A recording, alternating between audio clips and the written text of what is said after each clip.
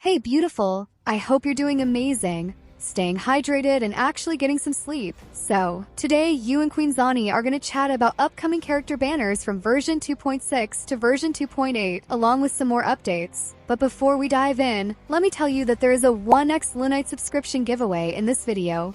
All you need to do is like and comment in this video. Alright then, let's start with the version 2.6 banners. In Phase 1, we're expecting Augusta and Carlotta as the 5-star feature characters. Alongside them, the 4-star lineup should include Yuanwu, Chixia, and Youhu. Now let's discuss about Augusta. She's a 5-star Electro Broadblade DPS, designed to deal massive, high-impact damage through heavy attacks and skill combos. She's a main DPS who relies on managing 3 key resources: prowess, ascendancy, and majesty. All 3 help her perform stronger attacks and build majesty. Once she has 2 majesty stacks, she can trigger her ultimate, Sworn Allegiance, freezing time for everyone but herself and unleashing powerful, fast sunborn attacks, finishing with her massive Everbright Protector. Her outro skill buffs teammates and further boosts her damage, making her a high-impact, timing-focused DPS. Moving to Phase 2 of version 2.6, we're expecting Yuno and Sayakona as the 5-star units, with Alto, Baiji,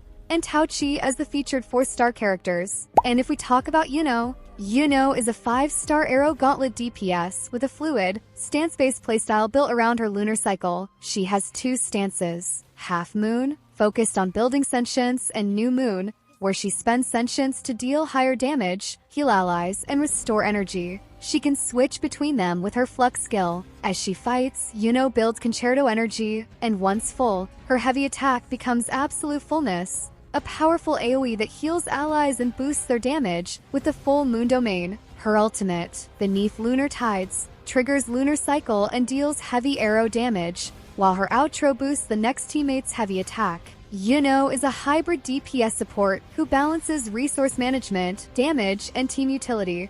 Introducing LD Shop, one of the most reliable and secure top-up sites for Wuthering Waves. Now, you don't have to worry about top-up prices because here, you'll get 22% off on a Strike top-ups sourced through official partners. And if you've spent over $80, you'll receive a free 30-day lunar subscription. Enjoy safe and fast delivery. Your Strike is credited in just 5 minutes. To top up, simply provide your in-game details, and that's it. Additionally, this site has a high rating on Trustpilot and is secured by PayPal and other professional payment platforms, so you don't have to worry about safety. To visit LD Shop, click the link in the description and comments. New players get an extra 15% off coupon, meaning you can enjoy a total discount of up to 37%. So join LD Shop now.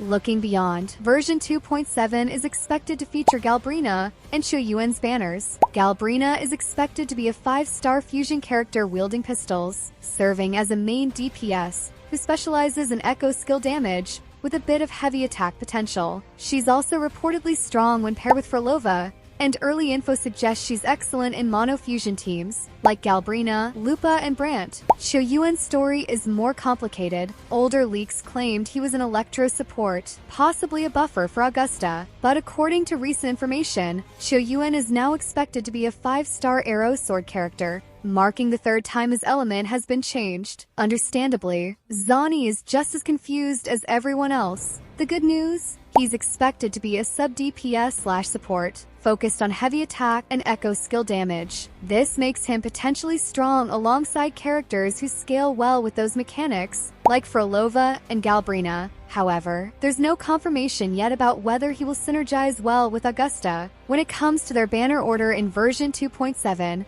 Galbrina is expected to appear in Phase 1, while Choyuan will be in Phase 2. As for reruns in version 2.7, based on past schedules, if Sayakona and Carlotta appear in 2.6, there's a good chance we'll see Phoebe and Zani's rerun banners in 2.7. Lupa also has a chance to return in 2.7, but skeptical about this. Like, out of these three, which two will make it is still uncertain. Looking even further to version 2.8, we're expecting Chixia's banner. There isn't much confirmed about her yet, but according to many sources like Wuwagai, Mui, and Ruben, she's rumored to be a 5-star Glacio Broadblade user serving as a buffer for DOT-focused teams. From this, I can say that she might have mechanics similar to Zani and Phoebe, both of whom use the Spectro Frazzle debuff, a damage over time effect. So it's possible Chixia could bring something similar to the table. Still, this is very early info, so I'd recommend not making assumptions just yet. Another new face expected in version 2.8 is Buling. While details on her kit are scarce, old info from Wuwagai hinted she a 4-star Spectro character who uses gauntlets. This is exciting news for many, especially since it's been a while since we've had a brand new 4-star. Now let's move forward and take a look at the version 2.8 rerun banners. But you know, predicting reruns for 2.8 is tricky, as it's still far off. But if we go by past patterns, we can make some educated guesses. For example, Cartithia is a likely candidate for a rerun in version 2.8. As we know, Jinshi and Cartithia are both Sentinel Resonators, so their rerun schedules tend to have some similarities. If we base it on the timeline of Jinshi rerun, the calculations point toward version 2.8, or possibly 3.0, as likely options for Cartithia's return. Other potential rerun candidates for 2.8 include Shorekeeper or Lupa, or possibly both. I am saying this because we all know that Shorekeeper only had a 10-day banner in version 2.2, which makes it highly likely she could get her second rerun in version 2.8 or later. As for Lupa, if she doesn't appear in version 2.7,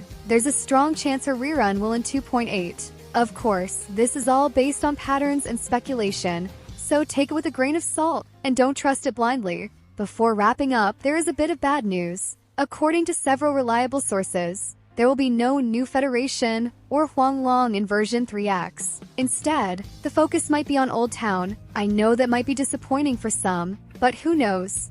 Old Town could turn out to be even more interesting than a new Federation. Best to hold off on final judgments until we know more. Finally, there's an update to the Flight Utility event, officially called Trails Drawn by the Wind. This is a permanent unlock event centered on testing a new flight device developed by Huashu Academy's researcher Lan Yen. In it, players help test the device near the academy and earn rewards like Astrides, upgrade materials, and other useful items. For newcomers who haven't unlocked the flight utility yet, this event is how they'll gain access to flight. For players who already have it, the ability becomes usable immediately in restricted areas. Once the event is completed, it remains available for 3 more days before disappearing, but the event itself will always be in the game for future players to unlock flight. The updated description even confirms that flight will work in Jianzhou, Malfirmament, and Black Shores.